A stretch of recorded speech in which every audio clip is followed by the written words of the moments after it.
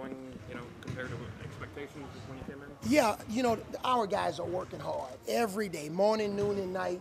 We got started, with our first practice back on October 3rd at 6 o'clock in the morning. And everybody was just, great energy. They've been very coachable. They've bought into what we're doing and what we're trying to accomplish on both ends of the floor because it's very important for us to be a balanced team this year. But the energy and the enthusiasm have far greater exceeded my expectations.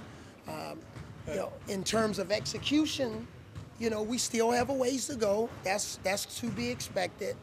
But it's not because there's any confusion or gray area on what we're trying to accomplish. Have you, in practices with Michael and Shannon, have they been part-time, so to speak? Yeah, well, let's start with Mike first. Mike Kessens, he pretty much couldn't do much of anything their entire summer, but he's slowly rounding into shape. And we hope to have him by the time the season starts, or somewhere after the first of the season, in the best shape he's ever been in his life. We're headed in that direction because we need him to be a big part of what we're doing. So we've broken his body down physically, and now we're putting it back together. So he's come a long ways from when I first took the job. Shannon obviously is a little bit slower to come along. Today was the first day that he was able to get through some of the half-court portions of practice. So, he participated in practice, but only in the half-court portion of it. But he's gotten stronger. His weight was down early in the season. Now we've gotten his weight up to an area where I think I like to see him play at. So both of those guys, they're still coming.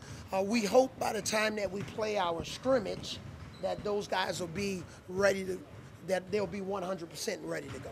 With the freshmen, who's impressing you among the new guys? All of our freshmen have been very competitive in practice. A lot's been thrown at those guys. A lot of it is new to them, and there's a greater sense of responsibility on both ends of the floor, probably than they've ever been held responsible in their life. But all of those kids are working hard. Dejon, obviously at the point guard spot, trying to quarterback the team, and especially playing for me. He probably has the toughest situation, but Brandon and Dante and Lawson and all those guys, they've put forth the effort every day.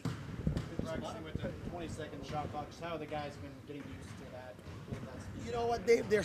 They've gotten used to it now because it's a faster pace. You got to make quicker decisions, and we'll be ready if there are 10 or 12 seconds on the shot clock.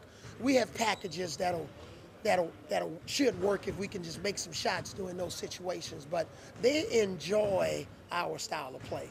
The main thing is, they had this one movie, what's it called, Finding Nemo?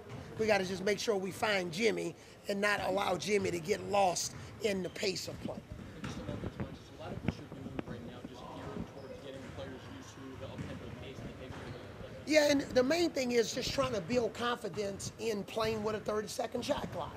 That if we can play with a 20-second shot clock, there's going to be a lot of confidence in terms of, if we don't score in 5 seconds, maybe it's 7 seconds. If we don't score in 20 seconds, then we don't want to throw the ball away or take a bad shot. We still have 10 more seconds. So we're just trying to build confidence, and we're just trying to do what's best for our system, and they've embraced it. What's the biggest thing you've learned since October 3rd? The biggest thing I've learned, sometimes you got to take baby steps. Sometime in terms of retaining information, it's not going to go as fast as we want. So we have to take 5 steps backwards to make sure that fundamentally we get the foundation laid before we move on to the next thing. Is that the biggest difference maybe with the NBA, where you can move a little bit quicker with things? That's pretty much, you summarize what I'm saying. You can move a little bit quicker. But it's okay because, as I've shared in my press conference and with every appearance that I've had, Rotary clubs, tip-off clubs, quarterback clubs, I've coached a lot of young kids over the last 2 years, and it's been the same way. just go at a slower pace to make sure that they totally comprehend and not just hear what you're saying. Coach, what's your message to all the fans? The message is this has been very gratifying for me. I love being the head coach here at the University of Alabama. There's no turning back. I'm going to be fully moved into my house in a week. Fully moved in, okay, in a week. And my wife is excited. My son has adjusted. And I'm looking forward to our October 27th tip-off event where I hope to, at least have, whether it's half the stadium, Coliseum, a quarter of it, 3/4 of it, whatever it is, full. And, looking forward to seeing all of our fans out there November 6th, our exhibition game, and opening night November 13th. But everywhere I've gone, restaurants, airports, schools, on campus, talking to our administrators, there's an excitement in the air for University of Alabama men's basketball. And we're also glad to be partnering with women's basketball on our tip-off event. Coach, not a football question, but you did get a chance to visit with a young man in Atlanta yesterday. Could you tell us the football player from Southern? Oh, yes, Devin Gales. Oh, man, I had a chance on a recruiting trip to take about an hour and go spend time with Devin and his family. And and I don't want to get emotional, I think he did more for me than I did for him. His attitude was so great. He's making progress in his rehab. His mom and his entire family was there.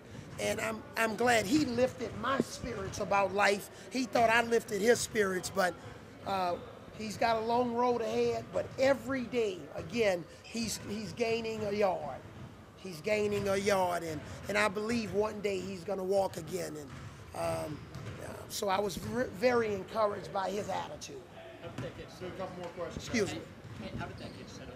I called the athletic director, Roman Banks, at Southern, my alma mater, and asked him would it be okay, and he called the family, and they said they'd love for you to come by and visit, and that's how it got set up. And he had on some Crimson Tide shoes, which was Crimson Tide colors, so that was very good. And also, I know we're in a competitive conference, but also I want to say thank you to all of the folks at Georgia for doing what they're doing for Devin and his family, okay? I know we want to win, but let's put that aside. They're doing a heck of a job at supporting their family in their time of need.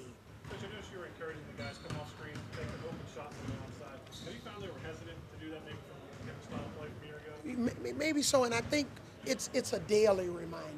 They want to do the right thing. They want to play the right way, and sometimes by nature they don't want to take early great shots. We're trying to encourage them to take those shots because that's better than moving the ball around 10 times and getting a bad shot. Let's do one more Who's question. kind of emerging as a leader maybe on this team since it's a younger team a little bit? I think all of our guards, Justin Coleman, Dejon Ingram, Retno Basahan, Jimmy Taylor, Jimmy the quiet, gentle giant in a lot of ways. He's taking more of a leadership role. That's very encouraging. But we're in the texting generation. They don't talk a lot. So we're trying to encourage them to talk a little bit more. Like I was asking them, I've dated before, and the girl that I dated years ago, now we've been married almost 25 years, when I'm sitting next to her in the restaurant, we don't text each other, we actually talk. So I told them, I tried to give them some tips on dating, talk a little bit more, okay? All right, guys, I gotta go. Thanks for coming. All right.